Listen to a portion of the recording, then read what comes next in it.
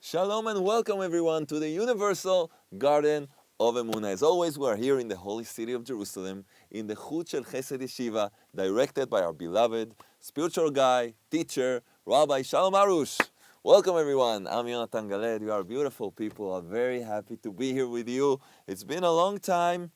There were a few things happening in the world, some viruses going around, but here we are. We're continuing with our series, with our workshop. A lot to learn, a lot to accomplish, hopefully. But let's start with a little joke that has a lot to do with what we're going to talk today. This couple, husband and wife, they had a big fight. Really a big fight. And it reached such a level that they stopped talking to each other.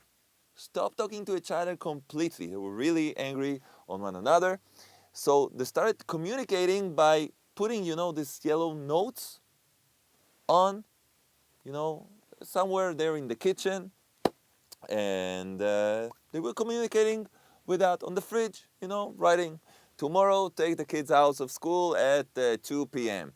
Go shopping, bring me this and that. But everything written on the notes, on the yellow notes on the fridge. Okay. One day, the husband knew that tomorrow he needs to wake up very early, like around 6 a.m. And his wife, she always wakes up very early. So he wrote her a note. Wife, please wake me up tomorrow at 6 a.m. It's very important. Put the note on the fridge and good night. In the morning, he wakes up peacefully. 10 a.m. Oh no, what's going on? He was furious. He went to the kitchen and he sees a note on the fridge saying, it's 6 a.m. Wake up. You can imagine what happened in that house later on in the day. But what happened here? What was the case here? Lack of communication.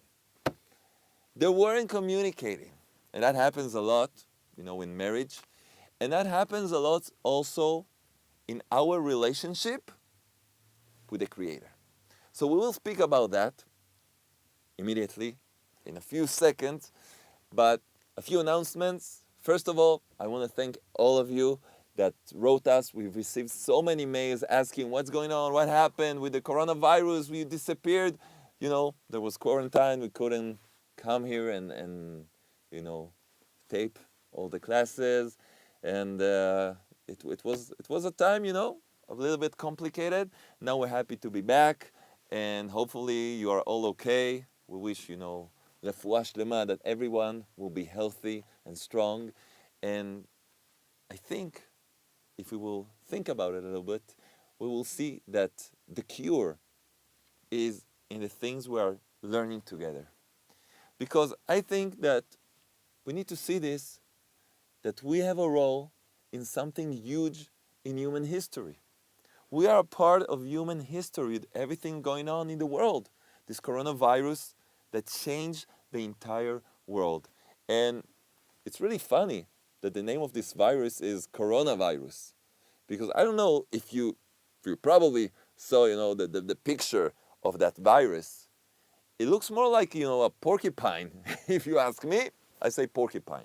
Or like a blowfish, this fish that has... What it has to do, corona is crown in Latin. What does it have to do with a crown?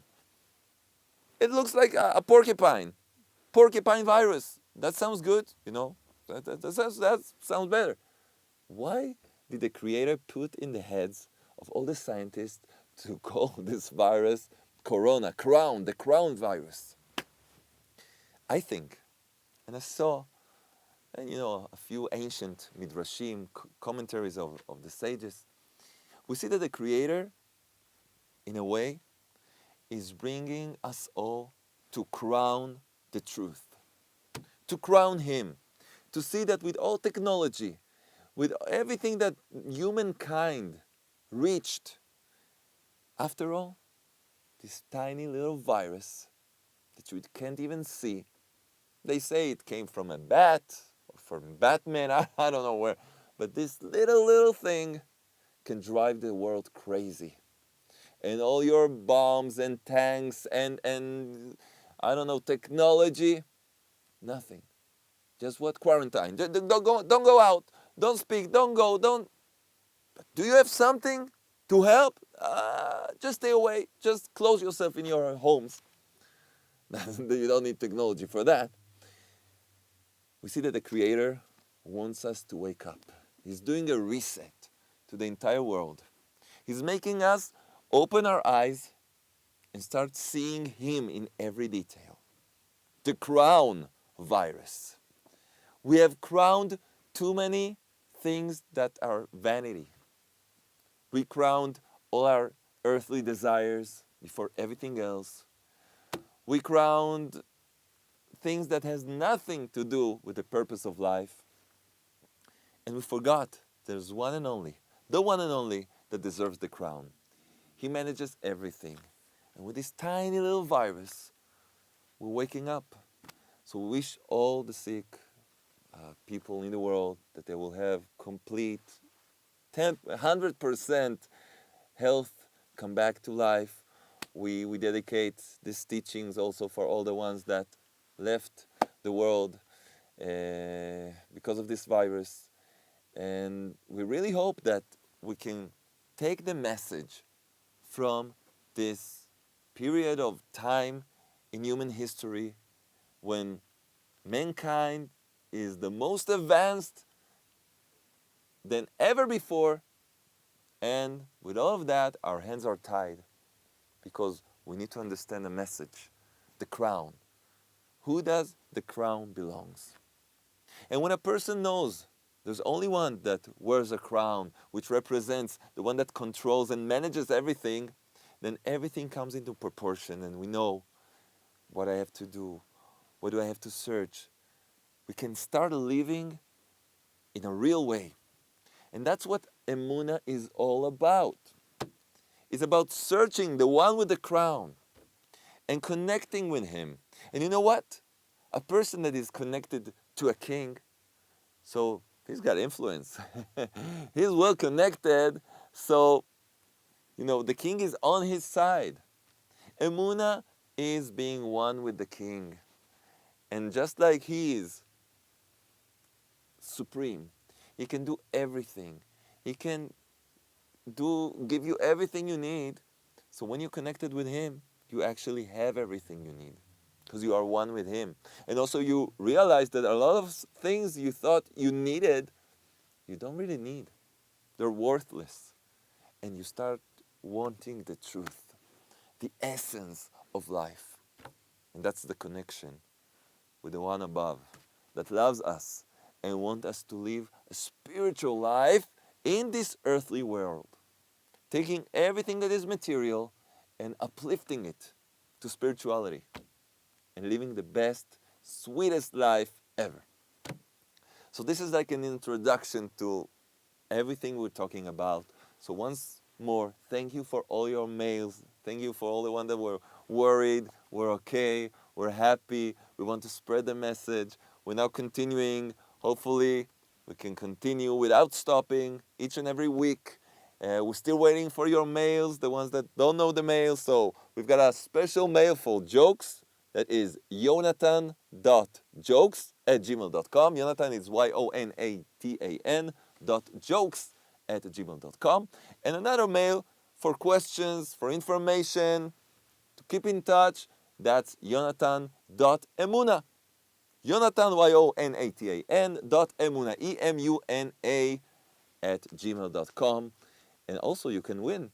We have every week. We're going to have a winner that will receive the book, The Universal Garden of Emuna.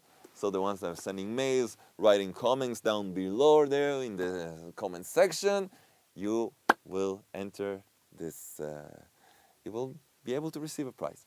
So, let's start. I talked enough. What else? I don't know. I'm really excited. Too much things, too many things, and a lot of time. We've been away. Let's do this. Okay. So, let's start. Where now? We have started, actually, chapter 3. And we started talking about what is Emuna. Not with physical might.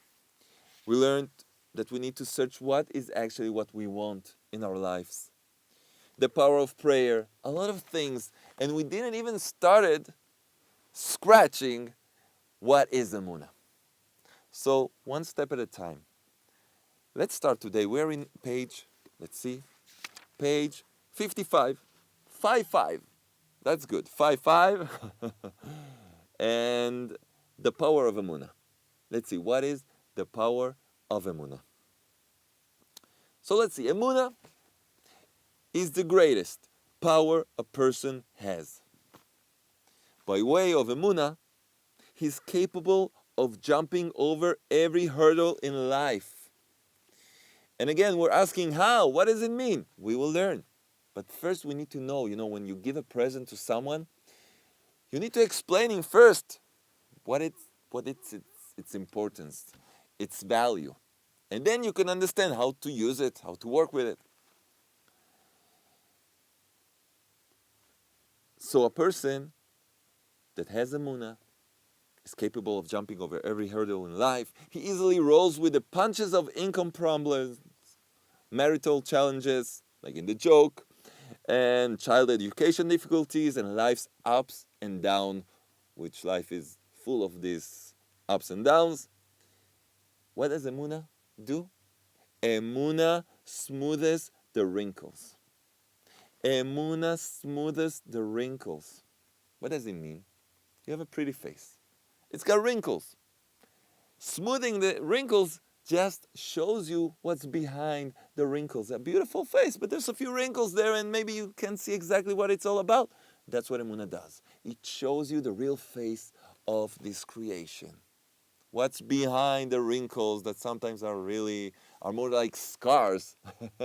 And we need to know how to live with it and reveal what's behind them. If you look carefully, we see that Emuna is the only power that always stands at a person's disposal and never disappoints us, even after a person's death. It continue with us because it's a spiritual power. So it's something that doesn't disappear. Without Emuna, a person is rendered helpless, futile, and vulnerable to despair. His life is in danger of total breakdown. And we see that all the times in the mails we receive, with people we meet, people that feel they don't have what to live for. They feel life is a burden. It's something that they don't want. And you know why? Because they never tasted life. They never tasted a sweet, beautiful life. They suffer, and they're right. Most of the people suffer because they feel this is heavy. This is not for me. This is too much. I can't handle all of this. What are we lacking? We're lacking the spiritual tool that we need to overcome everything. And that's what Emuna is all about. And also these days, with this virus or whatever other problem, we see that our hands are tied. What can we do? We can use our hands to talk with the one that created everything, creates everything, gives life to everything. And that is something we need to learn how. Because all the religions in the world say, yeah, there's a creator, there's God, do this, do that. But what we need to do in day-to-day life? What do we need to do? How can we live this life correctly? What is the things we need to do? That we can only understand when we learn the steps and the levels of Emuna. So let's see. Despair and breakdowns result from the lack of Emuna, when a person cannot see any hope or solution to his dilemma. Yet, a person with Emuna knows that there is no situation in the world that defies the Creator's salvation. He can save you for every situation. It doesn't matter how complicated it is, He can take you out of it. You know why? A secret? He's the one who put you there. He's the one who put you in this trouble, in this situation. And why? He wants to make you grow.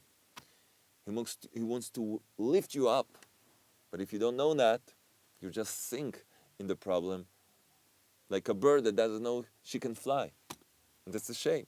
So we need to learn.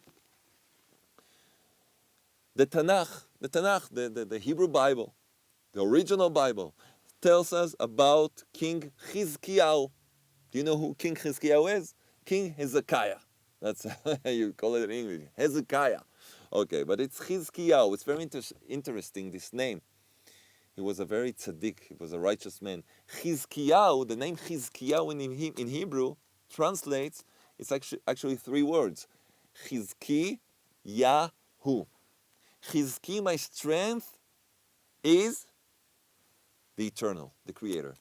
Chizki Yahu. My strength is Jah, is the creator. Is that who it is? So three words. My strength is the eternal, the creator. Chizkiyahu. So King Hezekiah, a direct descendant of King David. What happened with him? Isaiah, that's Yeshayahu in Hebrew, the prophet. Yeshayahu, the prophet, Isaiah the prophet, informed King Hezekiah that the latter was about to be punished and die. There was something happened there, and he announced him that he is going to be punished by death. He's going to die. Death by heaven. Hezekiah answered, my great-grandfather. Who was the great-grandfather of King Hezekiah? King David. King David. My great-grandfather, King David, taught that even if a sharp sword is resting on a person's neck, even if a sharp sword is resting on a person's neck, he should not prevent himself from mercy. That's the sentence he said. That's a translation. What does he mean? Should not prevent himself from mercy. From the human being, please don't hurt me, no. Rachamim, the word rachamim, which translates as mercy, signifies the mercy of the Creator, the Creator's mercy. What does it mean he shouldn't lose hope or prevent himself from the Creator's mercy? The sages teaches us. Ask for help from the Creator himself. The one who put you in this trouble, he's got the key to take you out. And how do I ask for his mercy? I move my lips and I pray. What does it mean to pray? To speak with him. Speak to him. You don't need a text. We've got a prayer book. That's excellent. But there's moments you need to just open your heart and speak with the Creator. Father in heaven, Almighty God, help me. I have no one to turn to. I'm stuck. I'm in a death threat. I need your help. Please help me. Please take me out of this situation. But normally a person starts thinking, maybe I can do that, or this trick, and I will tell him that. Just speak to the Creator. Speak with the one who put you in this situation for your very best. And if this situation wakes you up and motivates you to speak with him, then mission accomplished. You don't need this situation anymore. You don't need these trials and tribulations anymore, because you took this situation and uplifted yourself, asking help from the Creator. That was the point of all this test. That was the point of everything. Don't prevent yourself from the Creator's mercy. Means that you should pray. Maybe there's no logical or natural solution, but prayer defies nature and logic. Rabbi Nachman of BRESLEV, the great doctor of the soul, He taught that prayer, what we call in Hebrew tefillah, prayer, is above nature. God, the Creator, created nature with the laws of nature, but He also created prayer. He gave us the present, the gift of prayer. And prayer is beyond the laws of nature. So even if the laws of nature define that this needs to be like this, and this has to be like that, prayer is above them.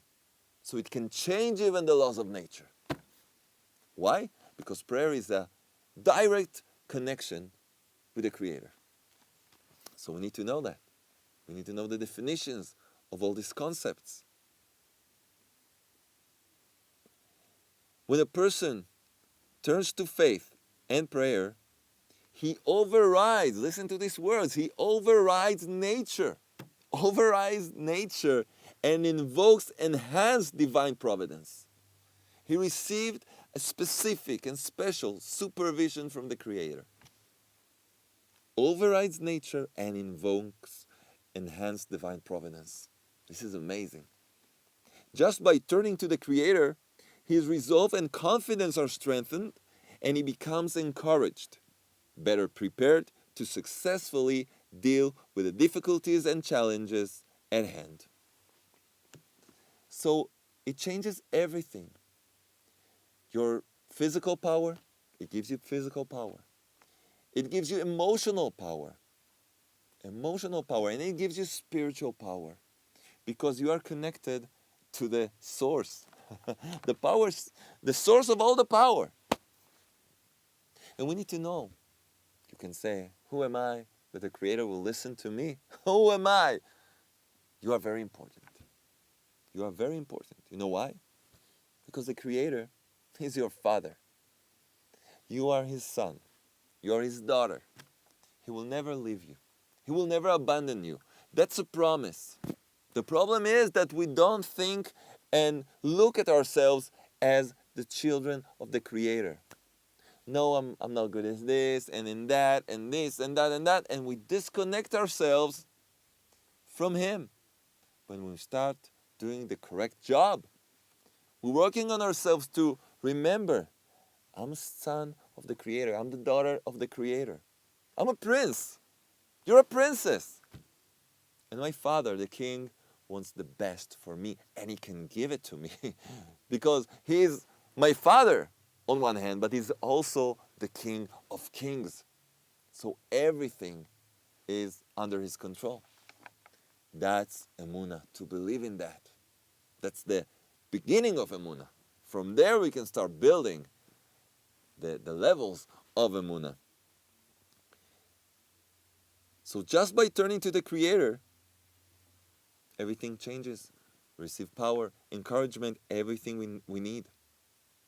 And not only that person that is a person of Emuna, a man, a woman of Emuna, not only does he overcome tribulations, but he becomes stronger in doing so. By dealing with life's troubles with Emuna, his spirit becomes stronger and he gets to know the Creator, thereby accomplishing his mission in life. The most important thing, to accomplish our mission in life. The reason why we came to this world is not just to see, watch football and eat hamburgers and just have fun. The Creator wants us to have fun, but real fun. When we accomplish our mission, there's nothing better than that. Inner peace, happiness. You feel alive. And that's so amazing. It's not a feeling that gets erased after 10 minutes or 1 hour or 2 days. It's something that stays because it's something spiritual. Therefore, it's something eternal. Let's see a few more words and we'll see what our mission for this week is. Let's see. So,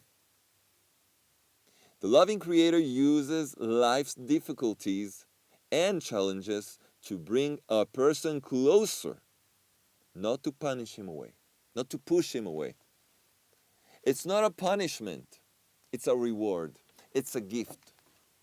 The Creator just wants to take us to fulfill our life mission.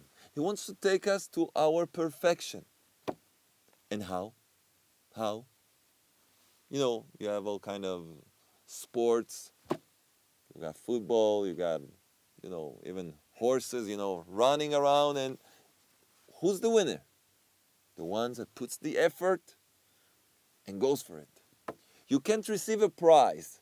You can't receive a medal. You can't receive a trophy without having something to accomplish, without having a test, a difficulty. Why people expect spirituality to be like, free gifts. You receive everything. Harry Potter, you do some magic and receive everything. That's a lie. That's false spirituality. A spirituality that promises you to receive everything free, without doing nothing. Just sit around and you'll get salvation and you get, everything you want. That's false. Just like in the material world, you need to work to achieve, to reach something, to reach a goal. How people say, keep your eyes on the prize. How? When you're working hard, but remember, there's a prize. Also in spirituality. Authentic spirituality makes you work, but a pleasant work. If you know what you need to do, it's very pleasant. This book will teach us what to do, how to see our point of view on life, how to enjoy even the hard times, because we know they're taking us to that prize, to our perfection, to our mission in life. Rabbi Nachman of BRESLEV, the doctor of the soul, writes that the person with Emuna always lives a good life. Even when life doesn't go according to the way we would want it to. Even though it's a good life. Why? Because when you have Emuna, the person with Emuna knows that since everything comes from the Creator, then everything is certainly for the very best. This is one of the greatest rules of Emuna. Since everything comes from the Creator and is the source of goodness, so everything is for the best. Everything is from Him and everything is for the best. Even the hard times, even things I don't like. But someone without Emuna is miserable. As soon as he has the slightest discomfort in life, he loses all of his joy and will to live, for his life becomes unbearable. Unbearable. He doesn't know how to do things. He doesn't know there's no escape doors there. He feels stuck. Everything closing on him. That's a terrible feeling. Terrible feeling. And that's not what the Creator wants. He wants us to know the way. He has nothing to console himself, for he has no Emuna and no one to turn to. But with Emuna, his life is always good. That's what Rabbi Nachman teaches us. If we will learn how to use Emuna, the rules of Emuna, how to apply it in every situation in life, we're going to have the best life in the world. You want to hear a better definition? We're going to live, listen carefully, we're going to live in heaven. Heaven on earth, literally. Heaven on earth. A person that will leave this world after living an Emuna-based life, he won't feel the difference between living in this world and passing on to heaven, because from one heaven to the other. That's all. We can live in heaven in this world. I didn't say it's easy when we don't know how. When we know how, then everything is easy because you know what to do. It's like a person starts driving, he doesn't know. In the beginning it looks so complicated. After a while, when he's got, good, hundreds of miles on the road, he doesn't even feel he's driving. It's so natural for him. He's like with a hand like this, like a gangster. He's driving around, having fun, hearing music. He doesn't even feel that he's driving. But before, the first time was, what do I do? The wheel, this and that, the mirrors. Suddenly it becomes very natural. So we need to learn, we need to practice, we need to smile, because we received here an amazing gift. The universal garden of Emuna is opening in front of our eyes. And also with this coronavirus and with everything going around, this is the cure we all need. And this is the time to apply it and live by the rules of Emuna. That is the greatest gift the Creator gave the world, and it's for everyone. It doesn't matter your background, your religion, where you come from, how you look. It doesn't matter what kind of mask you put against the virus. Just smile, open your ears, open your heart, and put it to practice. Start living, but by what we're learning. So, for today, we'll stop here. And we'll continue next week. And hopefully, everybody will see how, with each step we take, doors are getting opened and life becomes so beautiful and so sweet. So, there's a lot to wait for. And now let's announce the winner of this week from all your mails. We had to choose just one, whatever comes out. And the winner of this week, his name is Javi. Yes, Javi. I think that's a Latin name. Javi G. Okay, he's from Miami. We got your mail, but please send us all the details we need to yonatan.emuna@gmail.com so we can send you your prize, that is actually the book, The Garden of Emuna. So Javi G from Miami, you're the winner of this week, and thank you for your letter and worrying about us, but we're all just fine. Rabbi Arush is fine, and let's continue spreading the word of Emuna, the light of Emuna, so we can soon see a world, a rectified world, the world shining with the light of Emuna. May it be speedily and in our days. Amen.